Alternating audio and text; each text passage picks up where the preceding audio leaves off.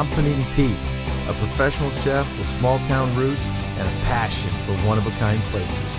I'm day tripping down the back roads and main streets of America to prove that small towns are extraordinary destinations, each one rich in history and full of happiness, where people care about people and treat you like one of their own. They celebrate life, tradition, and one-of-a-kind food culture. So join me as we gather all the local ingredients to serve up a big helping of small-town flavor.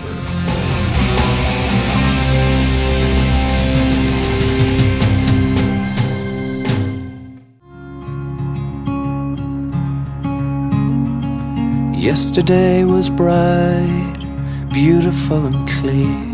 Only a few short years ago, the town of Danville was actually dry. Technically, it was what they call moist, meaning you could only consume alcohol in larger restaurants. But a ballot vote went out, Danville became wet, and a new craft brewing movement was born. That's why I'm glad to take you here and show you the beer engine, microbrewery, and tap house. And yesterday was bright, we held it in our hand. Dogs running on a beach, children digging in the sand. Gliders on the strand, waiting for the wind. Lovers in the dunes, taken by the hand. And the sunshine. What's going on, Brian? How you doing, Pete? Great, man. Good to see you. Welcome to Brian Beers. Holton, owner of the beer engine, brewmaster. That's right. Well, I'm here to learn all about it. So Danville just went wet recently. That's right. It was dry since Prohibition, 90-something years. How long have you been open here now? We've been open here for a year and a half, a little more than a year and a half. Year and a half, and you're already Danville's oldest brewery. That's right. That's exactly right. I homebrewed for quite a while and had a real passion for brewing. And so was the demand already there? Was there already a few appetites that had been whetted by your home brewing? I had a lot of friends that were happy to take me up on free homebrewed beer. And they were really encouraging. This was actually my landlord's office beforehand. I have an interest in using reclaimed materials. Bowling alley for the bar top and tabletops. Beautiful tin ceiling. Tin ceiling that we put up that was reused. We kind of have a dual function here. We're both a brewery and a beer bar.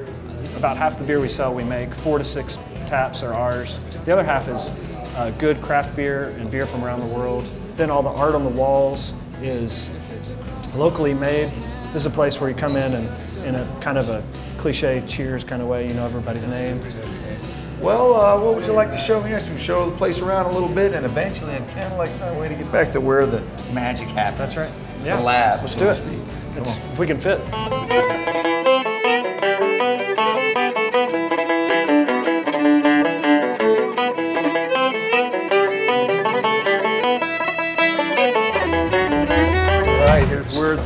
This is where the magic happens.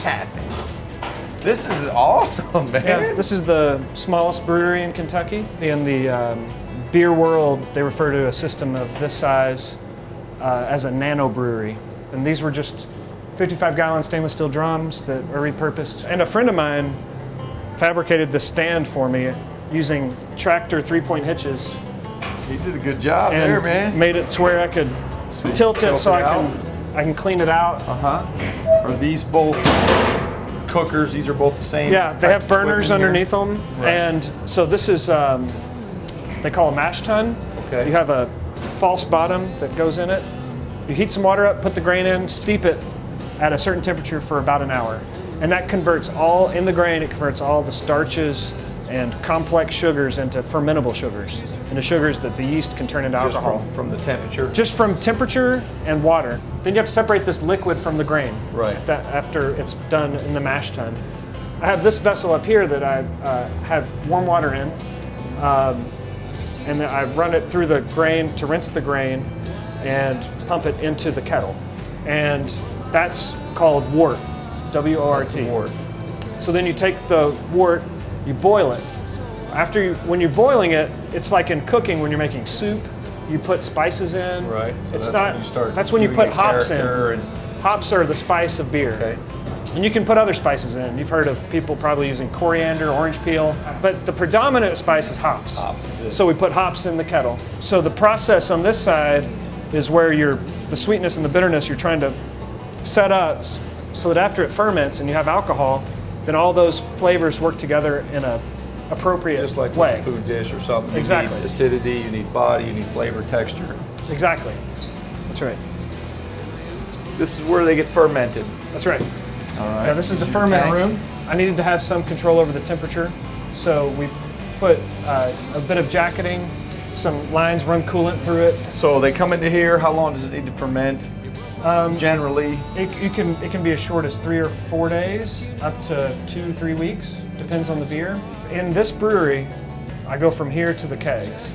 Ideally, or in a situation where they have more room and bigger budgets, they have other vessels that they can go to from here.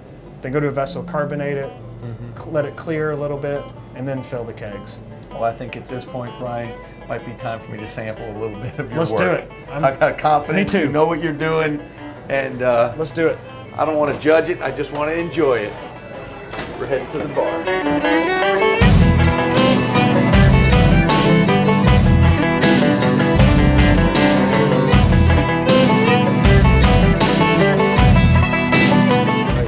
Guys, it's time for the tasting. Really excited about this. So Brian, walk me through this. So we have the Freedom Ranger Pale Ale. It's an American Pale Ale, pretty hoppy. The King George Nut Brown, right here, named after my fourth son, George. We took the Nut Brown and put it in a rye whiskey barrel, and that's what this is. This is the rye barrel-aged Nut Brown, King George. Nice. And then Virtue Porter. This is some baguette that's made baguette. a few miles away in Lexington at Bluegrass Bakery. And you make the beer cheese here. That's Yeah, killer, with the huh? beer What cheese kind we of- make here. Put some of and- your beer in that? That's right. It's pretty sharp, pretty flavorful. It's got a little cayenne and garlic and onion in it too, so it's pretty robust. And we use the porter in it. That's the Nut Brown. The Nut Brown. It's a bit roasty for a brown. Look at Most that. browns are not quite as roasty as that. Where does that roasty come from? The brown malt. Something that's going to stand up real well to some good food. It's definitely, I think, complex. A little bit chocolatey. It is. A little bit caramel. Well, since you had the regular brown, you should try the rye barrel brown. So this is the same beer. It's been aged in rye whiskey barrel. whiskey barrels? Yep, that rye whiskey was made here in Kentucky. Changes it dramatically. Holy smokes. Very different. It was a Incredible. very small barrel, and so being a small barrel, it has more surface area touching the same small volume of really- beer. So it required a lot less aging time. High extraction. Yeah, this porter would be a good choice next. This porter actually has some oats in it in the brewing process, so that adds a little bit of viscosity and Oh, definitely got a totally different mouthfeel. yeah. Very creamy. Yeah. Very Freedom Ranger interesting. Pale Ale, hoppy American Pale Ale. Is this what Citrus, and this would be considered a flagship? Is there a certain beer that you have Brew all the Pale Ale time? all the time. Belgian styles. Oh, that's variety of good. different ones. See, It's a refreshing. I have recently become a big fan of hops, you know, in the beers, and again, it's the food connection. Brian, I tell you, I got to thank you so much. This Thank has you. been very enjoyable, Thank not you. just to experience your passion for brewing, your nano brewing, but getting to experience how you do it here, which is awesome and edgy and underground, and really getting to see your dream come alive here in Danville. I mean, this is a great addition to the town. Thanks for the hospitality. Come down here and see this guy. Try some of his product, man. Thank you so much, Thank you. man. Be good. Appreciate it. We'll see you again soon.